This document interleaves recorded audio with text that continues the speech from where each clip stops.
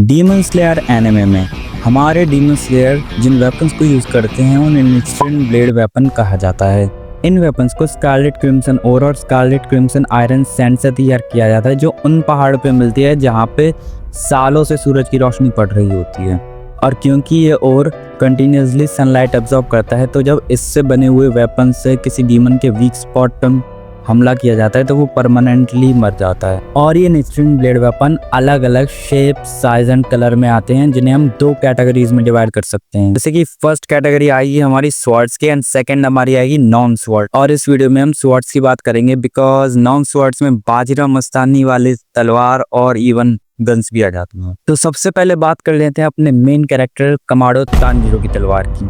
और एक चीज पहले क्लैरिफाई कर दूं, इसकी एक बहुत बुरी आदत है अपनी तलवार को तोड़ने की, इसीलिए सीरीज के स्टार्ट में तानजीरो एक नॉर्मल स्वॉर्ड दी गई थी, जिसको टच करने के बाद उसका कलर ब्लैक हो जाता है, जो कि उसकी सन ब्रीदिंग स्टाइल को रिप्रेजेंट करता है। आगे चलते स्वॉर्ड्समिथ विलेज आर्क में तानजीरो को यूरिची टाइप 0 से एक लेजेंडरी स्वॉर्ड मिलती है। और जब तानजीरो को ये स्वॉर्ड मिलती है तब वो उसका हैंड गार्ड चेंज करके रेंगोकू की स्वॉर्ड का हैंड गार्ड लगा देता है कि वो रेंगोकू को ट्रिब्यूट दे सके, क्योंकि उसी ने इसकी जान बचाई थी। अब रेंगोकू की बात कर ही रहे हैं तो नेक्स्ट है फ्लेम हाशिरा क्योजिरो रेंगोकू की स्वॉर्ड, जिसका कलर रेड एंड ऑरेंज है, जो कि उसकी फ्लेम ब्रीदिंग स्टाइल को रिप्रेजेंट करता है। एंड उसके स्वॉर्ड के ब्लेड पे स्पेशल फ्लेम टाइप पैटर्न है एंड उसका हैंड गार्ड रेड फ्लेम की डिजाइन का है। एंड सिंस रेंगोकू एक हाशिरा था तो फिर उसकी स्वॉर्ड पे डिस्ट्रॉयर ऑफ डीमन इनग्रेव किया गया था, जो कि सभी हाशिरास के वेपन पे किया जाता है। नेक्स्ट है इनोसके की डुअल स्वॉर्ड्स, जो कि उसी की तरह ही बहुत ज्यादा ही अजीब हैं, क्योंकि वो पहले नॉर्मल कटाना ही थी, लेकिन अपने लॉर्ड इनोसके ने उन्हें पीट पीट कर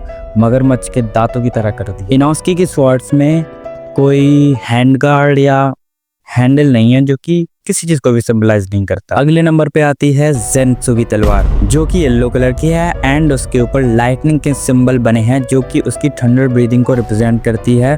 उसके स्वॉर्ड के हैंडगार्ड क्लाउड शेप के हैं, जिसके अंदर छोटे छोटे बहुत सारे ट्रायंगल्स बने हैं। उसके बाद आता है अपने वाटर हाशिरा ग्यूतोमियो का। अब ग्यूतोमियो की स्वॉर्ड ही पहली निट्रिन ब्लेड थी जो हमें सीरीज में दिखाई गई। एंड क्योंकि ग्यू वाटर हाशिरा है तो फिर उसकी स्वॉर्ड का कलर ग्रीन है और उसके स्वॉर्ड पे भी रेंगोकू की स्वॉर्ड की तरह डिस्ट्रॉयर ऑफ डीमन इनग्रेव किया गया है, क्योंकि वो भी एक हाशिरा है। एंड ग्यू की स्वॉर्ड का हैंड गार्ड हेक्सागन शेप का है, जिसका colour bronze core and red bordered है, जो कि उसके कपड़ों की तरह ही दिखता है। नेक्स्ट है अपनी ग्यू की प्रेमिका इंसेक्ट हाशिरा शिनोबू, जिसकी स्वॉर्ड का कलर लेवेंडर ब्लू है। और क्योंकि ज्यादातर डीमन स्लेयर्स सन की पावर पे निर्भर रहते हैं डीमंस को खत्म करने के लिए, लेकिन सन के अलावा भी डीमंस की एक और कमजोरी होती है, जो कि है विस्टीरिया फ्लावर्स।